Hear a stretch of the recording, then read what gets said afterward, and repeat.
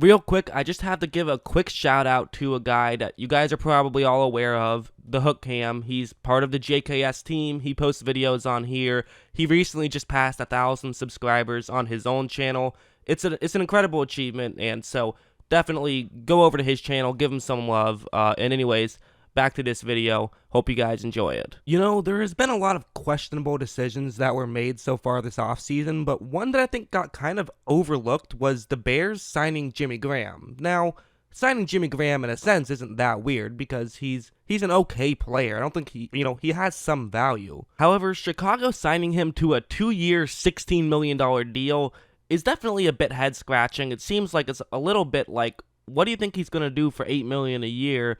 It seems like you could get some better talent for lesser money. Honestly, you could probably even draft a guy in a later round to still have the value that Jimmy Graham had. It doesn't make a ton of sense to me, and I'm going to get into why. Like, take a look at this play, for example. I think this is a good example of showing what Jimmy Graham used to be able to do, but not so much anymore. What you see on the screen is it's a cover 2 zone, and Graham is running that route right there. It's a pretty good route against cover 2 because, it gets in between the safeties, but it can get past the linebackers in the middle of the field. A lot of teams like to run routes like this. Green Bay certainly one of them. And after the ball is snapped, you notice that Graham is running deep, but give credit to Dre Greenlaw right there. He realizes what's going on, so he's going to make sure that he stays back with Jimmy Graham. So this is the kind of situation where you see a lot of guys basically at this point come down to who can win their one-on-one matchup. Football is often a game of one-on-one matchups, and who is going to win this individual battle between Greenlaw and Jimmy Graham?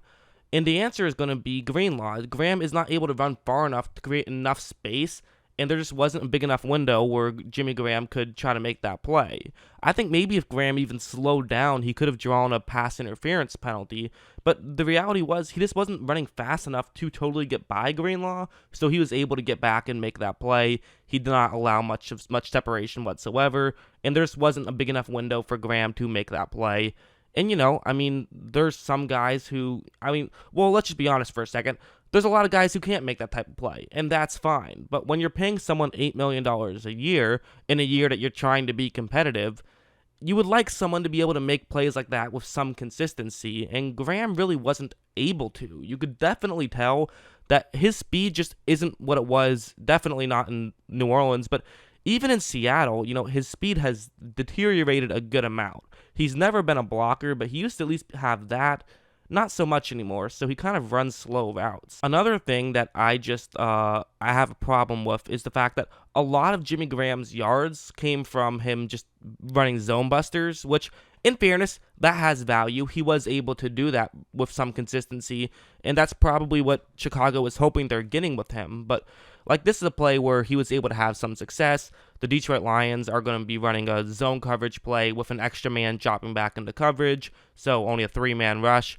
And for Graham, he's going to run a route that will get into a gap in coverage, so can get open. And unlike last time, where the linebacker in front of Graham realized what was going on and was able to run over and help cover up the route, and then Graham wasn't talented enough to be able to beat him one-on-one, this time Detroit has not really figured it out quick enough.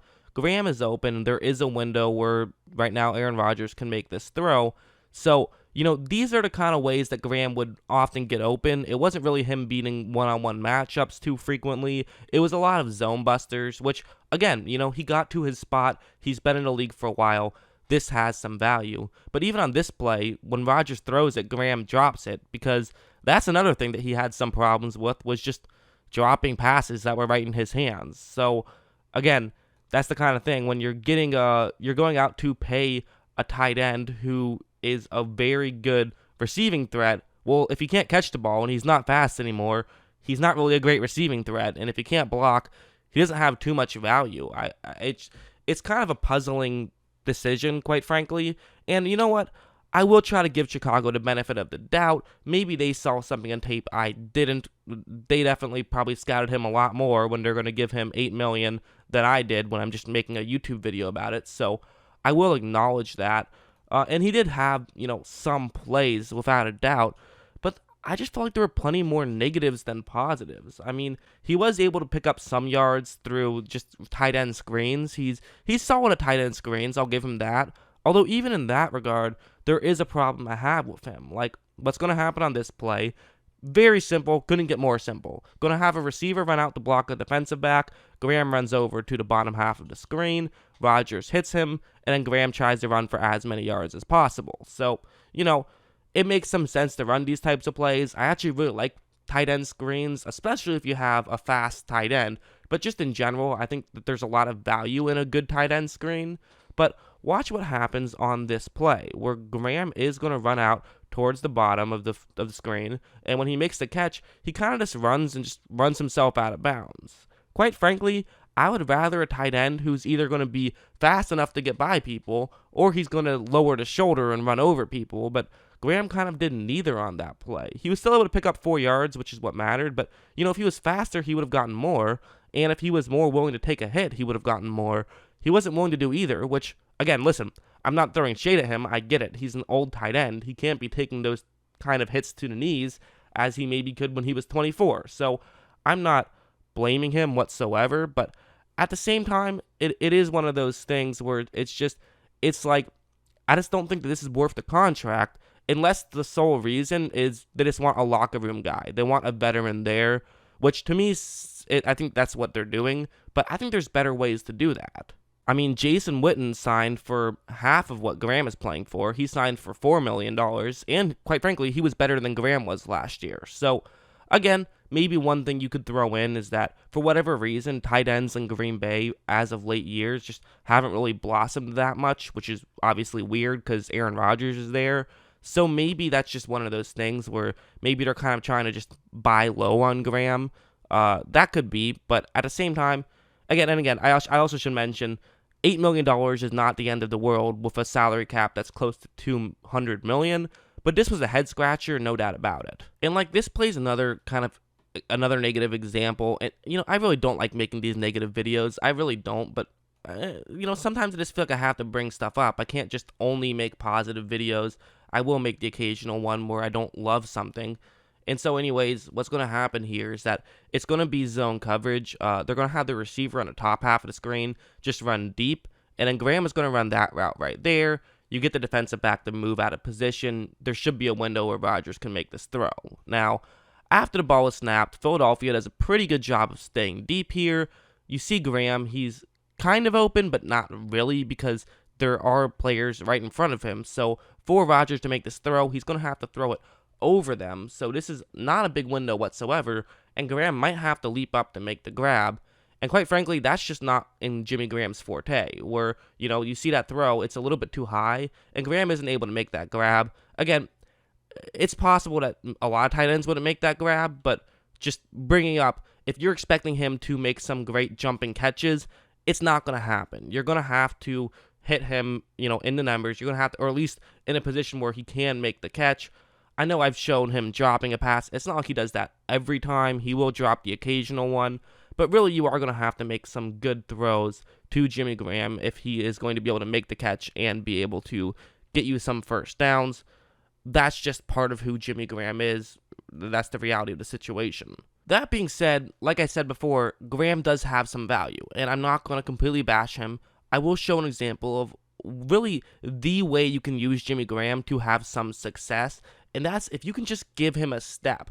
He's kind of a step slow, but if you give him that step, he can really thrive. And an example of that will be this play. It's cover 0 that Philadelphia is going to be in, and for Green Bay, that is going to be Jimmy Graham's route. And so after the ball is snapped, notice how Graham's assigned man was a little bit fooled for a second. Looks like maybe he thought it was going to be a rushing play.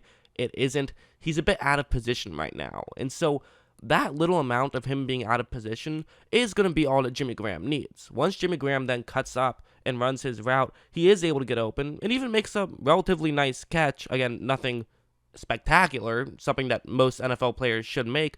But that being said, still a relatively nice catch, and he was able to get the touchdown. So that's one thing that he can absolutely bring to Chicago. He could be a potential red zone threat.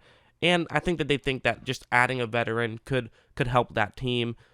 Again, I don't love this move, but I also should be clear that it's not the end of the world. I can dislike a move, but then just be like, yeah, I don't like it, but whatever.